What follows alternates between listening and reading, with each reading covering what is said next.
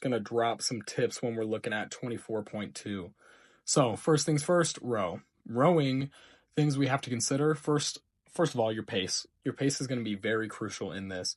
Now, to give you a ballpark of paces and what we're thinking of is you should take your 2K pace, the pace that you rode 2K at. If you don't know that, then that's a little bit harder to ballpark, but if you do know that, we can use that.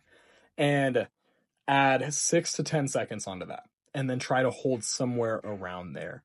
For reference, Colton Mertens and Justin Medeiros, they came out at around 144 and had their slowest rounds at 2 minutes. In between there, that makes their average 154. If you were coming out and thinking that you're going to row at 150 for the entire workout, either you're one of the fittest people on the planet or we've got a problem, because that is most likely not going to be the case. The key is finding a pace that you are able to hold every single round.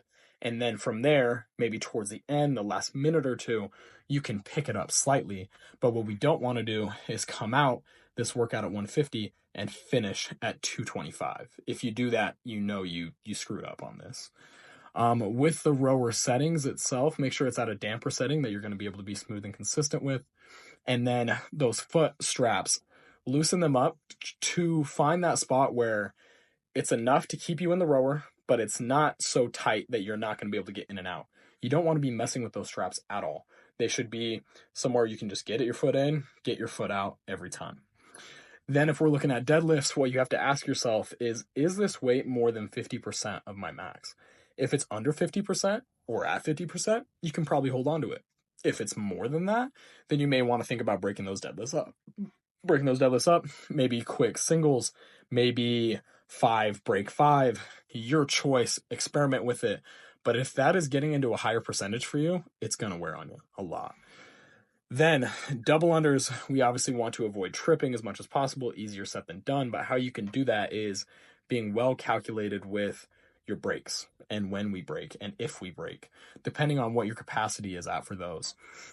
I would rather have a calculated break than tripping, getting frazzled, couple reps tripping again, even if it's 25-25 or even splitting up into 3 sets.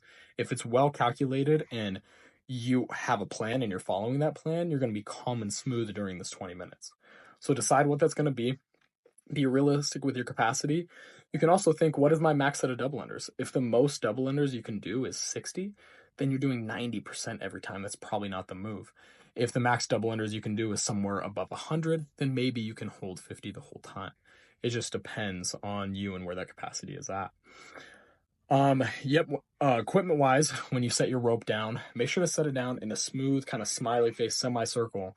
Don't just toss it down so that way it gets tangled every time, because then that is going to make your transition time go up. And the last thing you want to do when you're tired is be messing with a tangled rope. So set it down nice and smooth. That way you can step into it and get in a smooth rhythm from station to station. But really, the name of the game on this workout is smooth, consistency, slow is smooth, smooth is fast. This is the classic tortoise beats the hare type workout where you've got to find a pace, hold your pace, calculated, no mistakes or minimal mistakes. If you have mistakes, then you need to adapt and know that it's okay. And we've just got to just keep swimming the whole time.